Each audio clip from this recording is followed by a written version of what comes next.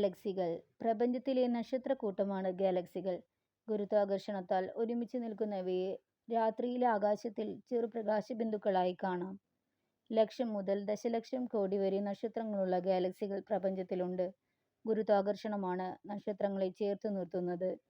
ഗാലക്സികൾ അവയുടെ കേന്ദ്രത്തിന് ആപേക്ഷികമായി കറങ്ങുന്നു.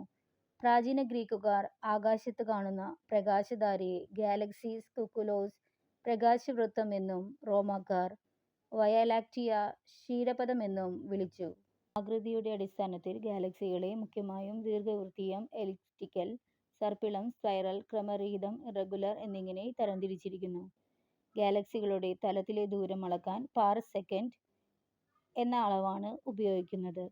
ഒരു പാർസെക്കൻഡ് 3.26 പ്രകാശവർഷമാണ്. അതായത് സെക്കൻഡിൽ 3,00,000 കിലോമീറ്റർ വേഗത്തിൽ സഞ്ചരിക്കുന്ന പ്രകാശം ഒരു വർഷം കൊണ്ട് സഞ്ചരിച്ചെത്തുന്ന ദൂരമാണ് ഒരു പ്രകാശവർഷം.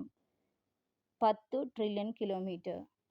ഒരു പാർസെക്കൻഡ് എന്ന് പറയുന്നത് 3.09 × 10⁻13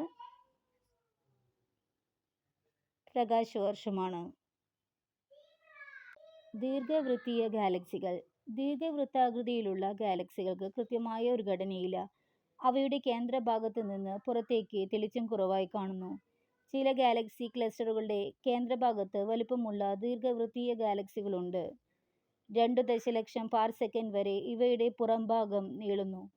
നമുക്കറിയാവുന്നതിൽ വച്ച് ഏറ്റവും വലിപ്പമുള്ളവയാണവ. സർപ്പിള ഗാലക്സികൾ അഥവാ സ്പൈറൽ. പ്രപഞ്ചത്തിലെ ഏതാണ്ട് 80% ഗാലക്സികളും പരന്ന തളികാകൃതിയിലുള്ളവയാണ്. സർപ്പിളമായ ഭാഗമുള്ളതിനാൽ സർപ്പിള ഗാലക്സികൾ എന്ന് വിളിക്കുന്നു. ഇവ 2 തരമുണ്ട്: ബ്രാഡ് സ്പൈറൽ, നോർമൽ സ്പൈറൽ എന്നിവ. ബ്രാഡ് സ്പൈറലിന്റെ ഒത്ത മധ്യഭാഗത്ത് ഘനം കൂടിയ ഒരു പ്രദേശമുണ്ട്.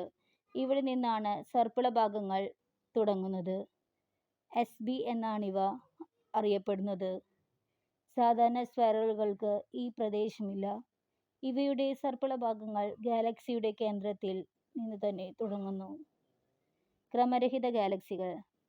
മേൽപ്പറഞ്ഞ രണ്ടിനത്തിലും പെടാത്തവ ക്രമരഹിത ഘടനയുള്ളവയാണ്. സർപ്പിള ഗാലക്സികളുള്ളതിനേക്കാൾ ധൂളിയും വാതകങ്ങളും ഇവയിലുണ്ട്. തെളിച്ചം ചിലയിടങ്ങളിൽ കൂടുതലായി കാണുന്നു. ചിലപ്പോൾ ഇവയ്ക്ക് സർപ്പിള ഭാഗങ്ങളുണ്ടാകാം, പക്ഷേ തെളിച്ചം മൂലം ഇത് ദൃശ്യമാകുന്നില്ല. ലഘുവായ പരിണാമാവസ്ഥയും ഇവയ്ക്കില്ല. ഓരോ തരത്തിനും വ്യത്യസ്തമായ പരിണാമാവസ്ഥയാണ് ഇവയ്ക്കുള്ളത്.